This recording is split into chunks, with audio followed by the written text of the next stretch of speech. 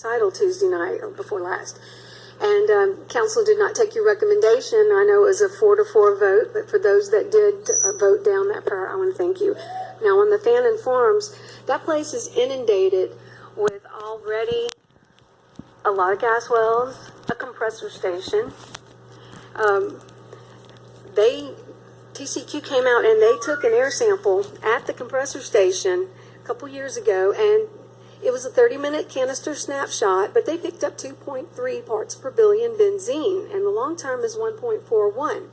We really hope that they were having a blowdown event at that time, which they do this regularly at compressor stations. I know I want to talk about the Fannin Village site, but I want to build my case as to why there's already too much in the air, and I'm going to talk about the compressor station.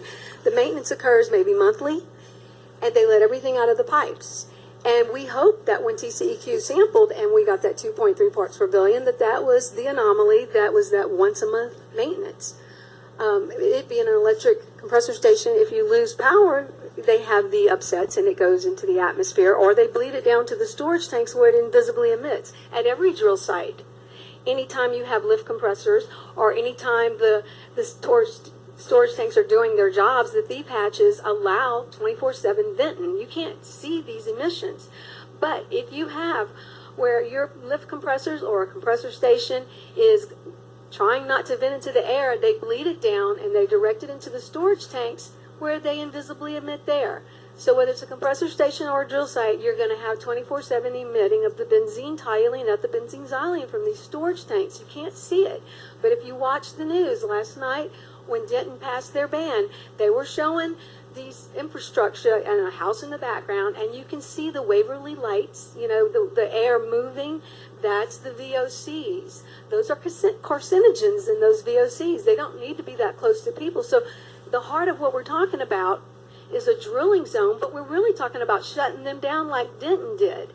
Now, when the horse farm drill site, not the horse farm, the Rock and Horse drill site next to the daycare was being decided on the first well they were going to permit for a consent agenda item, they just snuck in the drilling zone. They didn't think it was a big deal. That's how they treated the per drill site.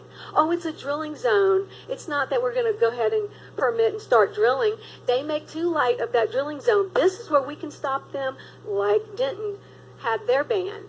Now, we really just need to table everything and not hear anymore and see how this thing in Denton plays out. We have the opportunity to let what's going on in Denton legally wise play out. We can stop them at the drilling zone.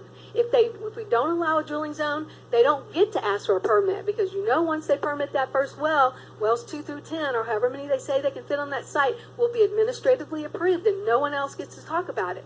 Maybe well 2 went really badly. They never get to come back and talk to you guys about it or to council about it. Our ordinance has too many holes in it.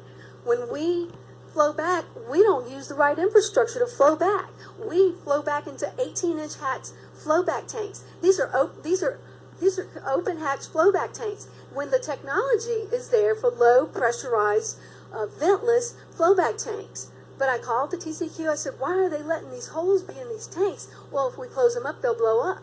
Well, I did a little more research. There is technology where they won't blow up. You know, they wrote the rules to drill in rural areas, and they put them underneath our noses, and they said they were compliant to the state and local laws. Those laws were written for rural areas. Now, what's at stake here is our surface rights. An old rule said the subsurface rights trump our surface rights. That's ridiculous. That's what we need to change. And maybe we need to go to the state legislature every 2 years and keep banging on the door and say, don't have this rule. I mean, this is where we live. We should not have to breathe these invisible emissions. We know they're there. And had my own family not gotten impacted, after that drill site came in, my husband got cancer. My kid had blood work just 2 days ago. I took him shopping an hour ago, and he couldn't stop telling me how tired he was. I'm sick and tired of being close to these emissions, and I can't say that they poisoned my family, but the drillers will never be able to say that they didn't. They can't prove they didn't poison my family. Let's stop this at the drilling zone level. Let's table it. Let's see how Denton plays out. Let's change that surface the subsurface rule trumps surface laws, and let's be able to live in peace. Thank you.